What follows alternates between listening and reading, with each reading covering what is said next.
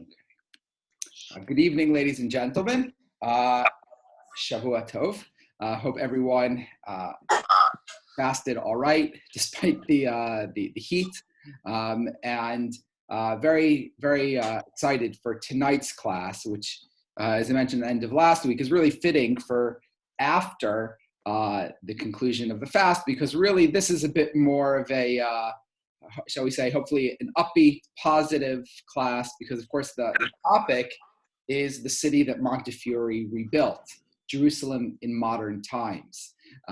And so we're going to be looking at tonight is kind of how things came to be in what historians refer to as the modern era. Though we'll be kind of looking at the latter part of the early modern into the modern. In our first class, we looked at medieval Spain and kind of the relationship to Jerusalem. In our last class, we looked at the post-expulsion era, kind of primarily in the 16th into the 17th century. And tonight we're going to look at the 18th into 19th century. So kind of, right up to the larger Aliyah movements of really very much modern Israel, but kind of taking us up through the end of what's kind of this classic Sephardic period before you have the waves of immigrations at the very end of the 19th century, and then of course into the 20th century with the founding of the state. But we'll see how the Sephardic era of the previous 2 centuries really laid the groundwork upon which kind of would build those Aliyah movements that would lead into the modern state. And so we're going to be actually looking at 2 different, shall we say, eras within this time, but we'll also see how they're actually related to one another. And so to begin with just kind of a review, we mentioned last week that, after this initial phase of return under the Ottomans, where things were quite exciting, and there was this return to the land, you ended up having ultimately, after the close of the 16th century, really a kind of a decline. And there starts to be economic challenges within the community. And it's not surprising that perhaps kind of in that environment, you have the advent of the Shabtai Tzvi affair, and kind of the beginning of difficulties. But really, as you proceed, into the 17th century, there's growing economic despair within the Holy Land. And that's come to a large extent as a result of very restrictive laws that are being imposed by Ottoman rulers, and not necessarily from, shall we say, the Ottoman government, but there will be a kind of a devolved government, as it were, that while the Ottomans, of course, rule over a large area, they will have, shall we say, localized rulers who will kind of conduct affairs, and the rulers that rule over the areas in which the Holy Land sit, the areas of Syria and so forth, will place restrictive measures on the Jews who live there. And so that impacts the ability to purchase land, the ability for them to engage in different economic labors.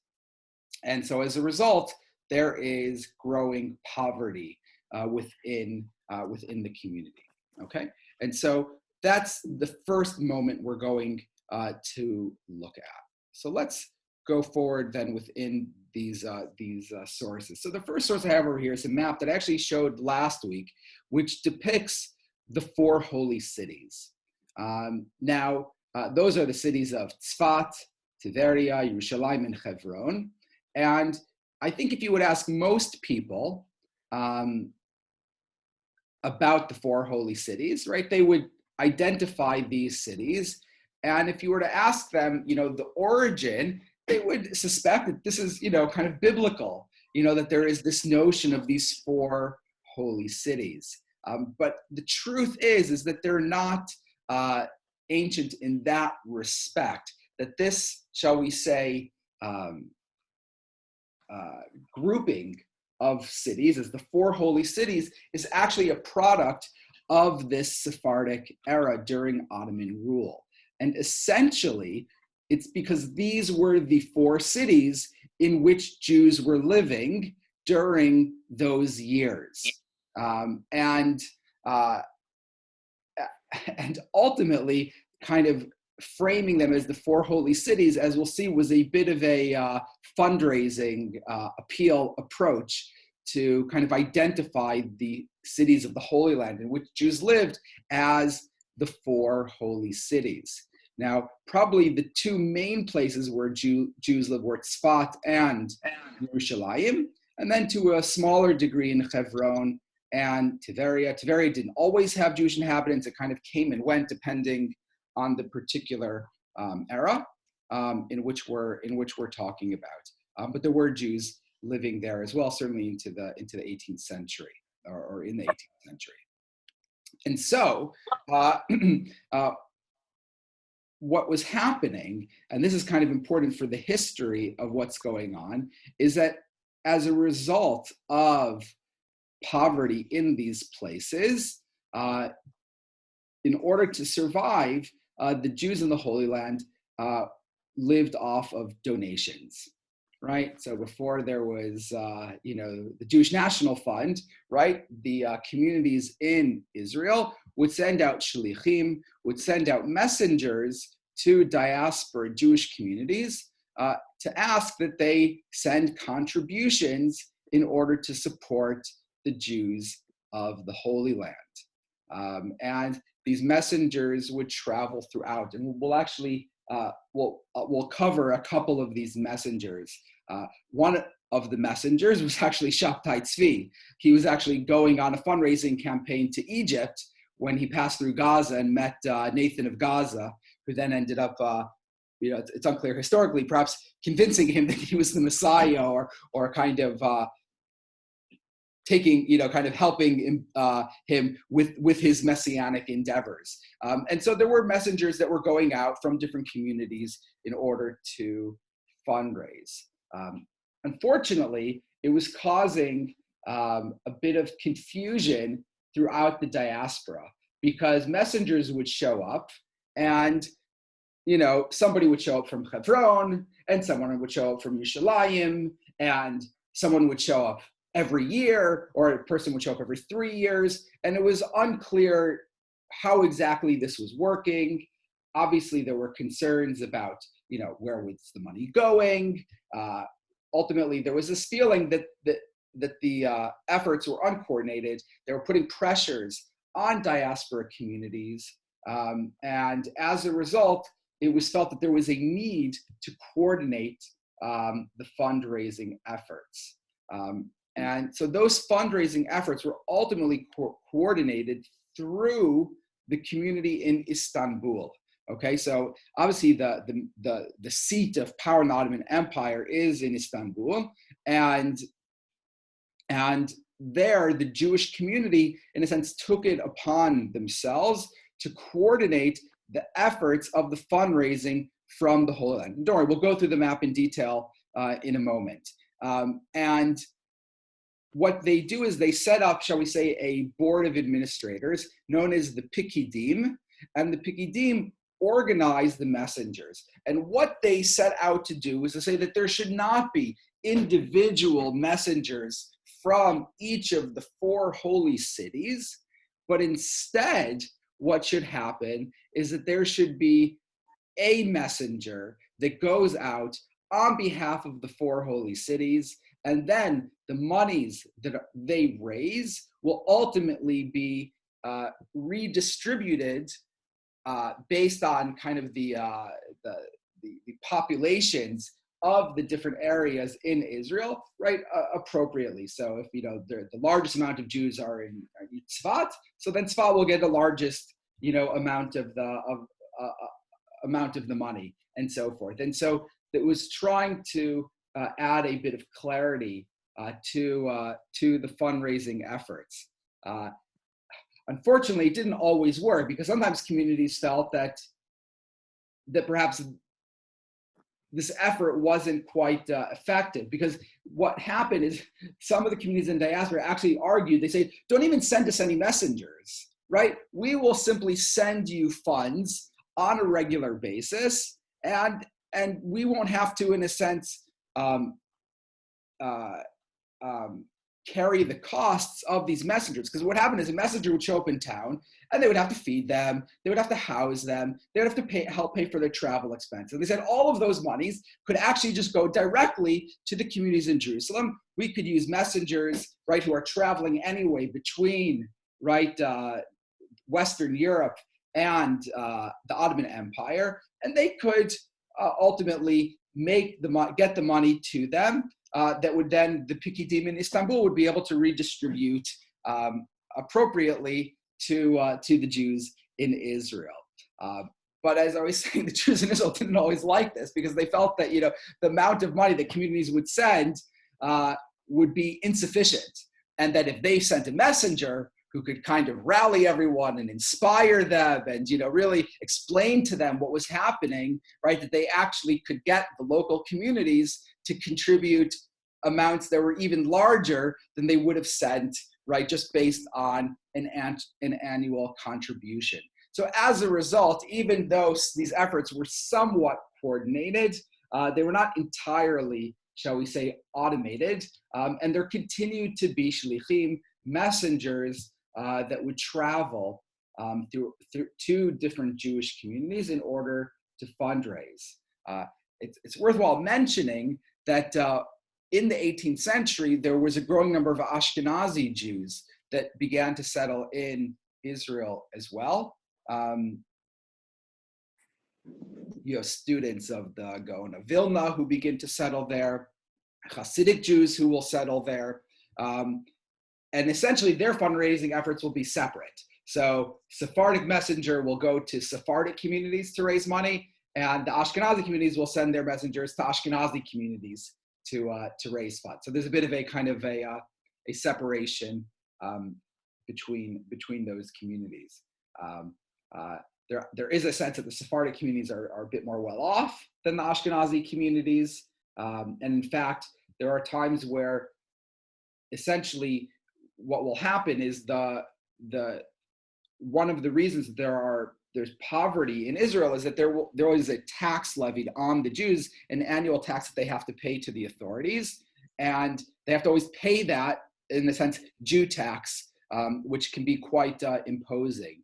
And there actually was a time in the 18th century where the Ashkenazi Jews were unable to pay their dues, and Ashkenazi Jews were being imprisoned. And so you end up having that some of them will begin, in a sense, disguising themselves as Sephardic Jews, right, so that they will not be imprisoned.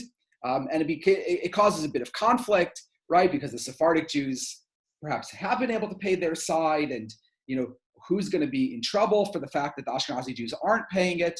In fact, one of the things they do is they destroy the Ashkenazi synagogue, the authorities do, the Ashkenazi synagogue in Jerusalem, right? It's known as the Chorva synagogue, the destroyed synagogue. It's one of those synagogues that's built and destroyed many times, right? And so we know that it existed during times of Ramban. It seems that it's been rebuilt, right, by Ashkenazi Jews during this early modern times. It's destroyed in the 18th century.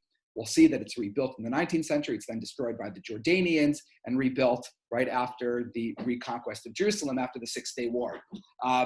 But in any case, things are complicated with the Ashkenazi Jews that are there. But the point is, everyone's in poverty. Everyone is struggling, and it's a very difficult situation. Now, this notion of contributing to the Jews in Israel has become part of, shall we say, the charities in the diaspora Sephardic communities, in the Western Sephardi communities, okay? And you can see here, right, from this map in front of you, the kinds of places that these messengers are going. This is showing the travels of one particular messenger, and we'll talk about him, the Chida, in a little bit, but you can see the places that he's going, right? He's going to Livorno, to Pisa, to Carpentras, Bayonne, Bordeaux, London, Amsterdam, right? The main places of the Spanish and Portuguese Jews, right? These Western Sephardic merchant communities, right? And of course, they have resources, and he's traveling there in order to fundraise. Now, there is usually an established charity in each of these Spanish and Portuguese communities, which is known as the Terra Santa Society, okay, which means the Holy Land Society. Now, what we have in this picture over here is actually from the 19th century, and this is part of the burial society, the Hebra, right? Because one of the things that's the custom of the Spanish and Portuguese Jews is that when a person is buried, we always sprinkle a bit of Terra Santa, a bit of holy earth, into the coffin before the person is buried, right? Presumably the notion being that that if one is buried in the Holy Land, right, it's supposed to ease the resurrection during the Messianic era. And so we put a bit of earth into it to kind of help that process, to reconnect somebody with the Holy Land. And I don't know if this is true. I presume that earth was often perhaps brought by the messengers, right? The messengers would bring some earth with them, and then they would also receive contributions for the communities in Israel, right? So they would have this Terra Santa. So there was the Terra Santa Society, and Terra Santa Society raised funds for the Jews in the Holy Land. And we know the Spanish and Portuguese community had societies for many different charities and causes, but one of the standard ones was the Terra Santa Society, the Holy Land Society, that raised funds for the poor of the Holy Land.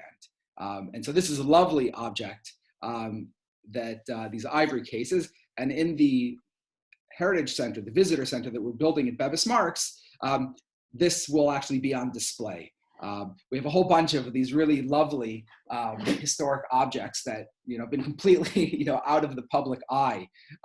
We have lots of historic silver from synagogue, but we actually have lots of items associated with the different historic charities of the community as well, such as this. And even today, we still have this. Today, they're kind of kept in some little wooden boxes, but they obviously have these really beautiful little cases. And this one obviously is for a man. There was another one that would have been for women that obviously would have been used by the Hebra for the female burial as well.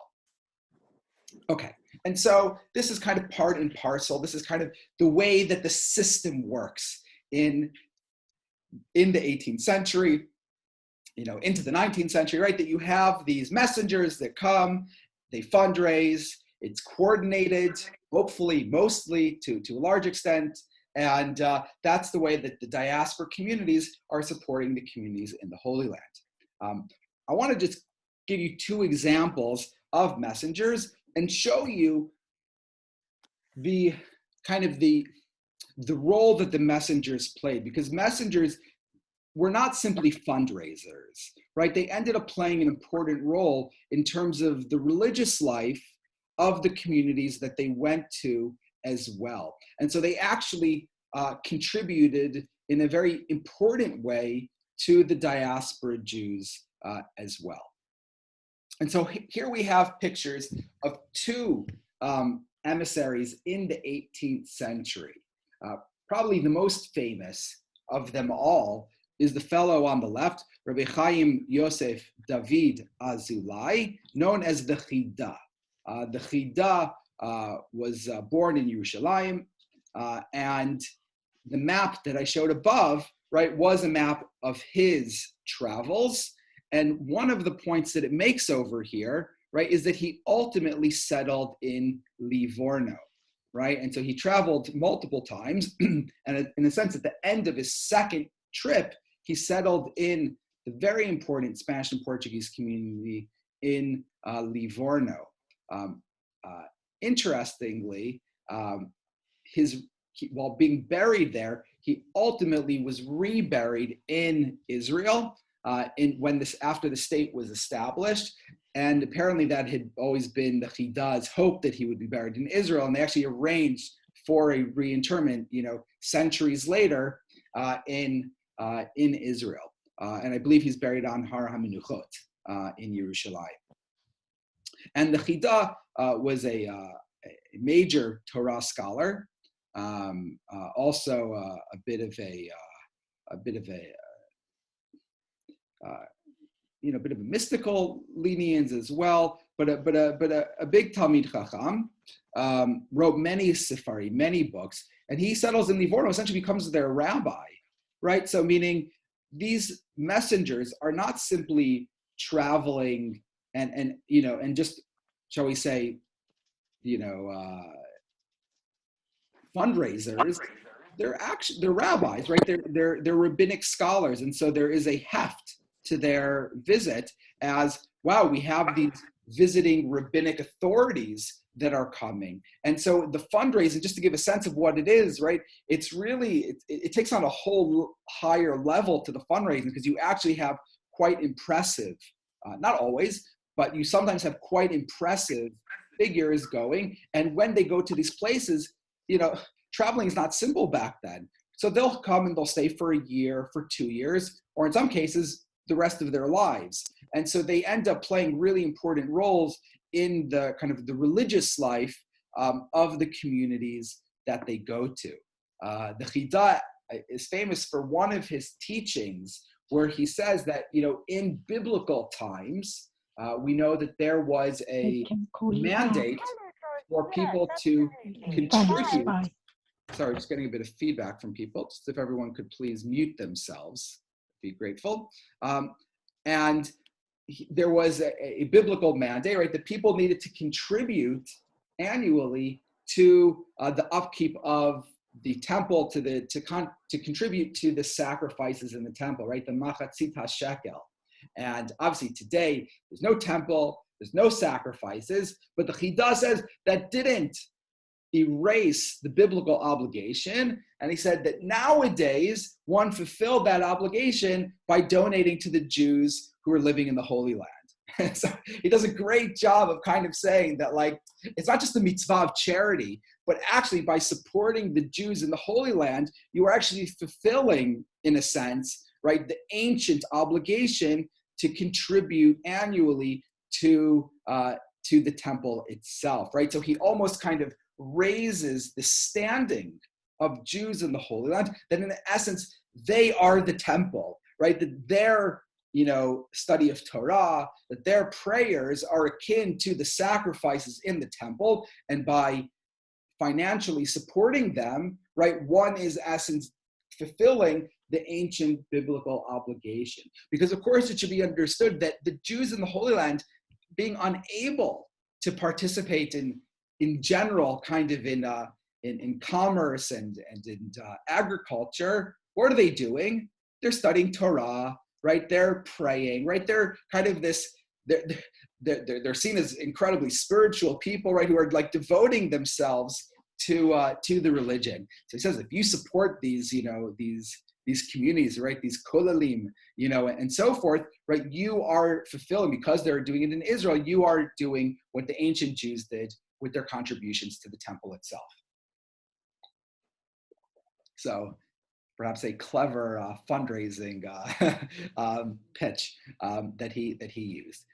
Interestingly, for our community here in London, one of his primary students was Raphael Meldela, who was the Chacham in London in the early 19th century.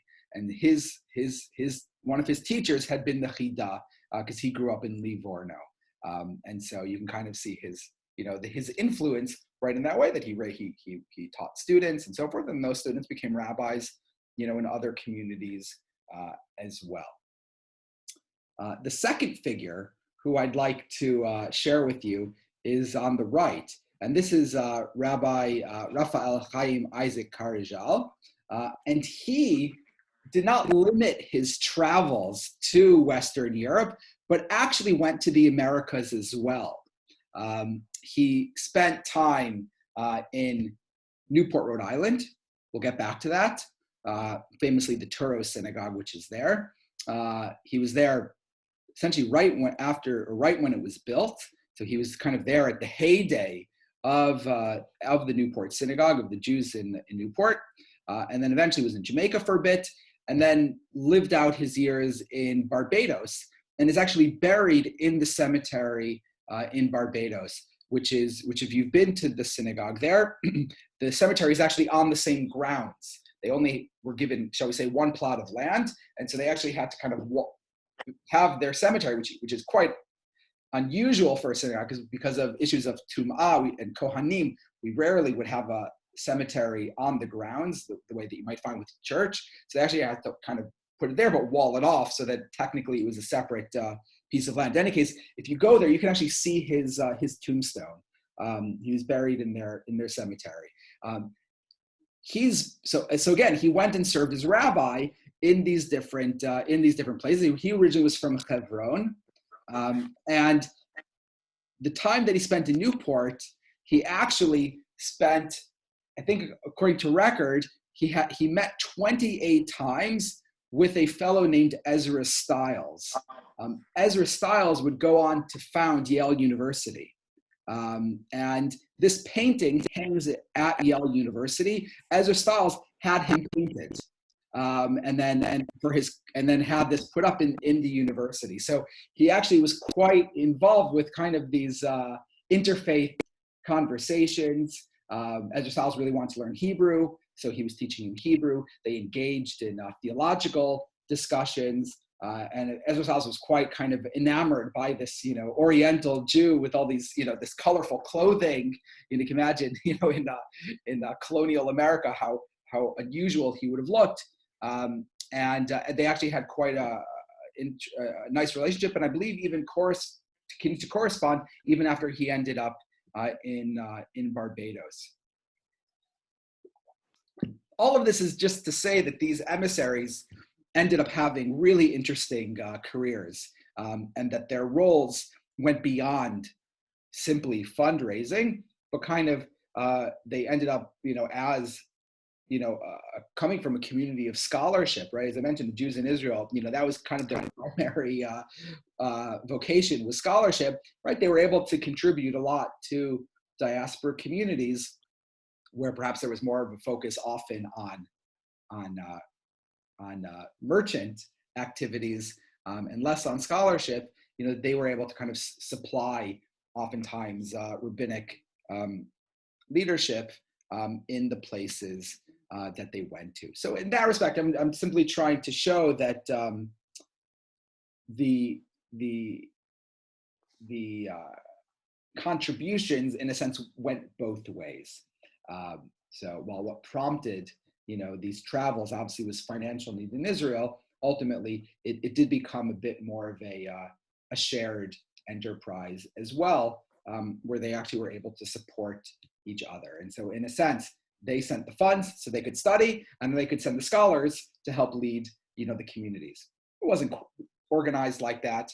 Many of the rabbis in the diaspora came from the diaspora, but to some extent you can see at least it playing out to some extent in that particular way. But and kind of moving on now to the next phase into the 19th century, right? There was a sense that this was a, shall we say, unsustainable model, right? That this perpetuated a state of poverty in the land of Israel, right? And this brings us to the era of Sir Moses Montefiore. Now, Sir Moses Montefiore, as we all know, right, is from London, originally from a family from Livorno, but they're a London family, extremely well-to-do. He's married to one of the Cohen daughters, Judith. One of the Cohen sisters has married a Rothschild. Rothschilds and Montefiores are in business with each other. They all do very well, including the Montefiore family. And Sir Moses, as we'll see, becomes passionate about the cause of Jews in the Holy Land. He ends up traveling there 7 times during his lifetime, at a time where to get there could take months, and you could get, it was dangerous. There could be pirates in the Mediterranean. Because of disease, you could end up getting stuck in places, as he was in Egypt for months before he could travel to the Holy Land on one occasion. There were storms. We know he survived storms on the sea. It was not an easy trip. And he perhaps went there first time as a pilgrimage, but ultimately kept going back, which was incredibly unusual. And 5 of the times Lady Judith went with him before she passed. And of course, he was famous for traveling all over the world. Whenever Jews were in need, they would contact Sir Moses to try and negotiate on their behalf. But he went to the Holy Land time after time after time again. The image on the left depicts a scene of Sir Moses giving out a donation to each and every Jew in the Holy Land individually. And so you can see the masses of people that are lined up, and to each of them, he's giving a set amount of funds. Now, this was one way for him to obviously financially support Jews living there, but actually, he also used this as a way to conduct a census. He wanted to know how many Jews actually were living in Israel. What was their distribution? Where were they living? Men, women, children, and so forth. And so one of the ways he did that was say that everyone had to come to him in person. And through that, right, he would be able to get an accurate count of the populations.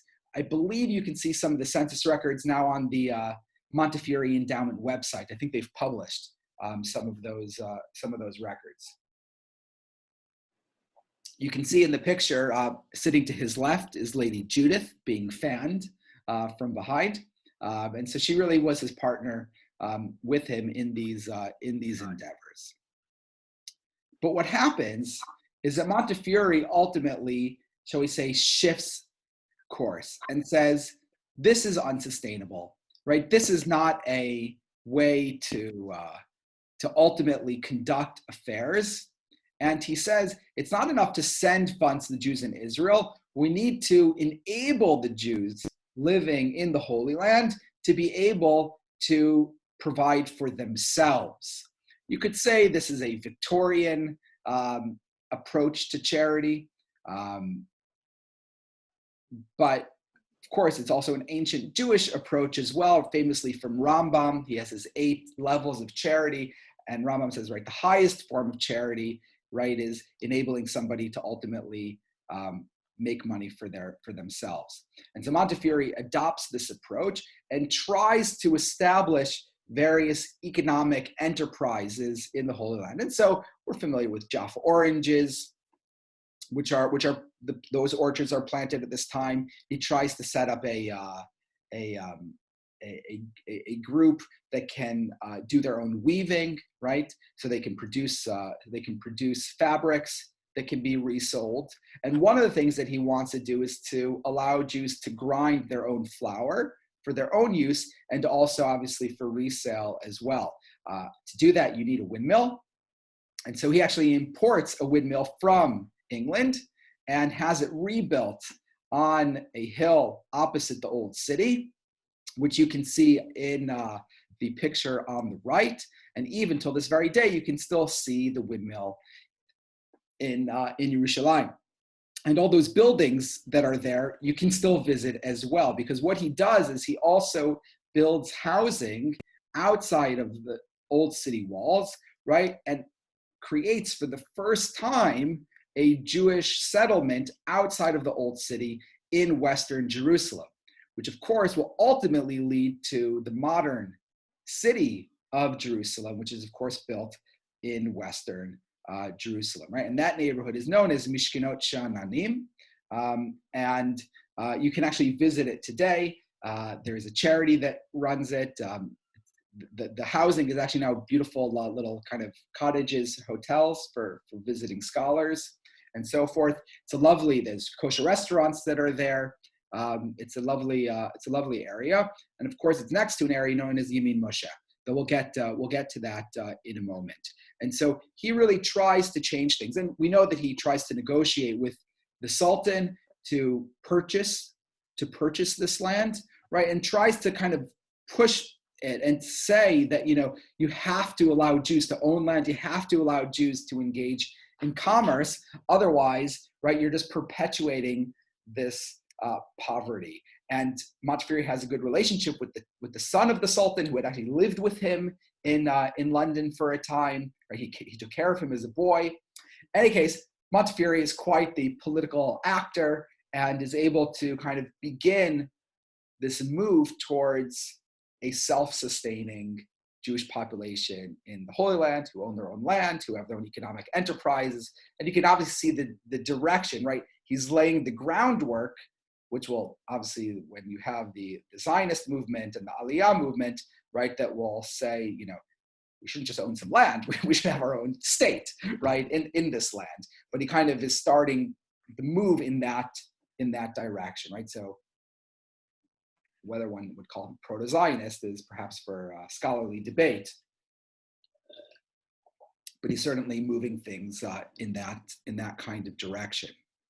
And in fact, all of the kind of, shall we say, initial communities that will be established in West Jerusalem are really named after Montefiore, because even after his death, those communities will be named in his honor. And so here we have some of the plaques that you can see in Jerusalem if you go there.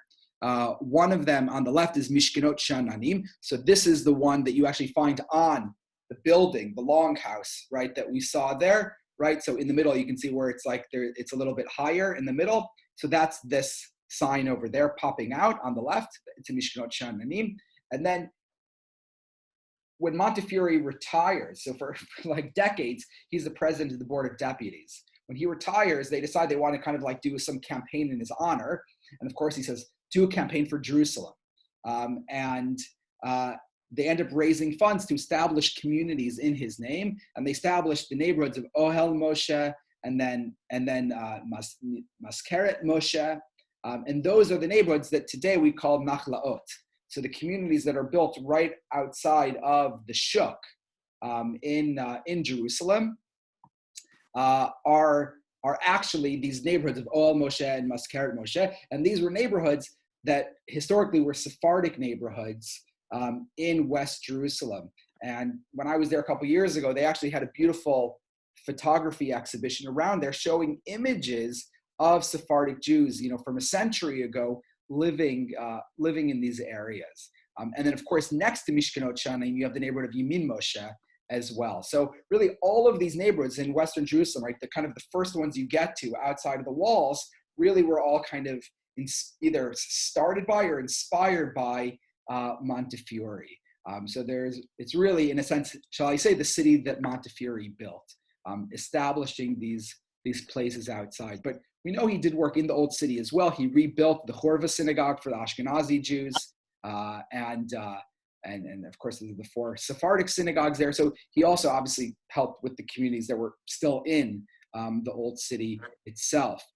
He was so passionate about Jerusalem that it's actually on the Montefiore crest. So this is one of the Torah mantles from the Montefiore collection, and there's a lion at the very top, and you can see along it, right, are the words, it's not such a clear image, it says Yerushalayim, right, it says Jerusalem, right? So he added Jerusalem to his family crest. It shows you how passionate he was about the city of Jerusalem.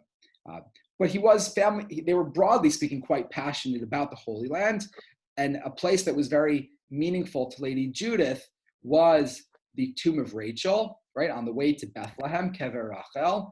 And in the image on the bottom right, you can see it doesn't look like this as well, because now it's surrounded by walls. But that's what it originally looked like. And they actually paid to have it, to kind of have it fixed back up when they had been there. She actually went there. It's a place where people pray, right? The famous red strings that people get.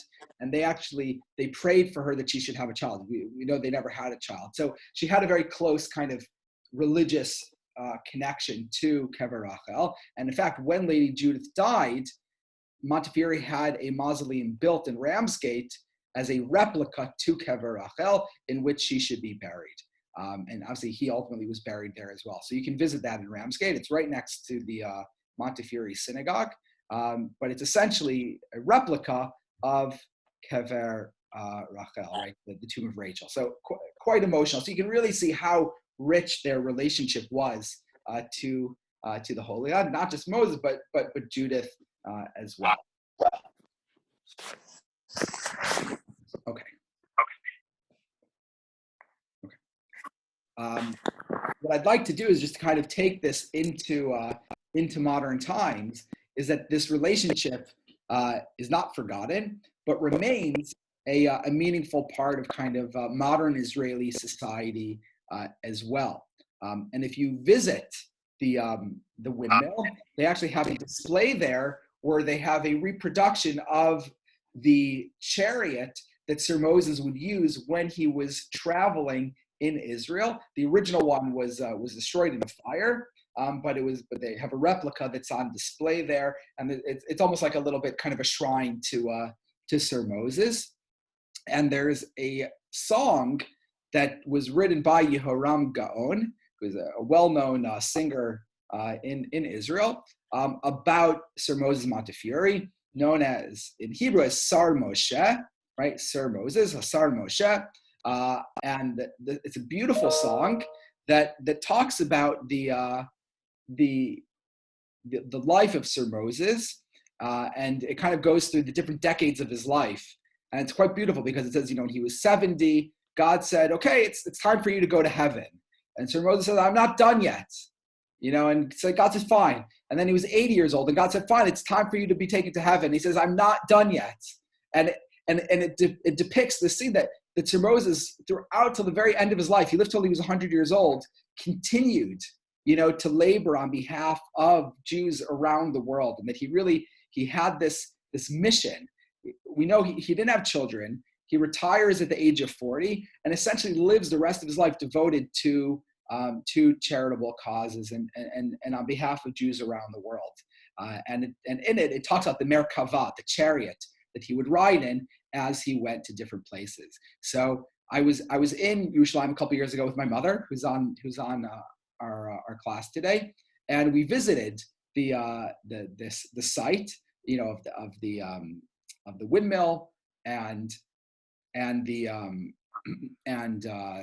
where this chariot is in Mishkanot Shananim, right next to Yamin Moshe. And when we were there, we actually came by a group of children who were there on a class trip. So I mentioned to the teacher that I was the rabbi of Sir Moses' synagogue in London at Bevis Marks, which of course they were very excited about. And I told them how happy I was to be there. And I asked them, I said, do you guys know the song? Do you know the song? So the teacher's like, do we know the song? We've been practicing it. So I actually asked them to sing the song for us, and I recorded it. So I'm going to show you. I'm going to let you listen to the song because it was a lot of fun. It's not the whole song. The whole song is about 6 minutes long. I think this video is maybe 3 minutes, and but you can listen to part of it. And let me just find the video here. Can you guys see this here with the YouTube video in the middle? Yeah. Yeah? Okay, great. So I'm going to play the song for you. Again, some of the words that you may want to bear in mind, right? Sar Moshe, that's Sir Moses. Merkava is his chariot. And then it talks about he was Shiv'im Shana, he was 70 years. Shemonim Shana, 80 years. So you can kind of hear the different stages in his life. But you can see the teacher singing with the kids. Teachers know better than the kids do. I wonder, songs from Yehoram Gaon were perhaps a bit more popular in their day than in the kids' day. And this was a group, I think, from Ashdod, but still a really sweet visit.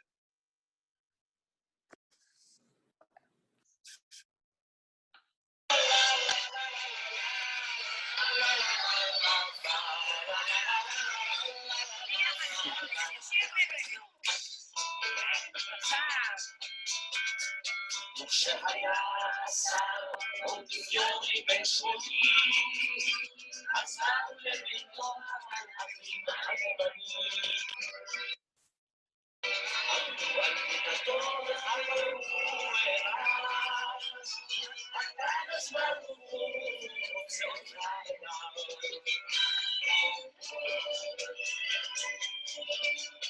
וכך עשה מונטיפיורי בדיוק, שמחו לי You can see the old city in the background, and we're right next to the windmill.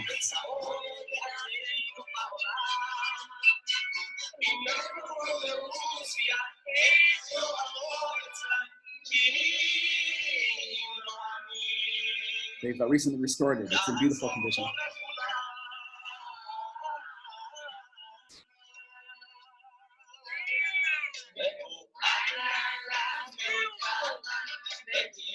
So that's the chariot.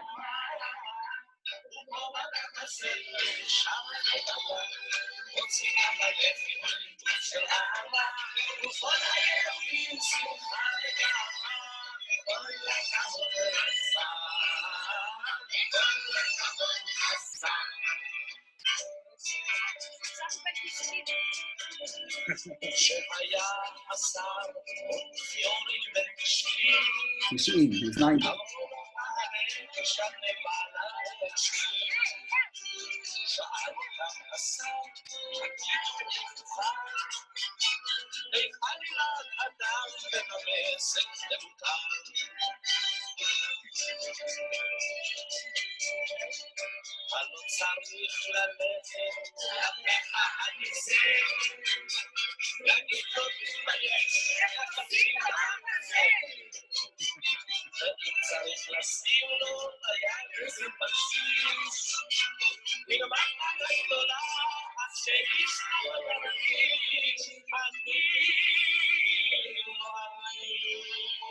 The teachers really like this one.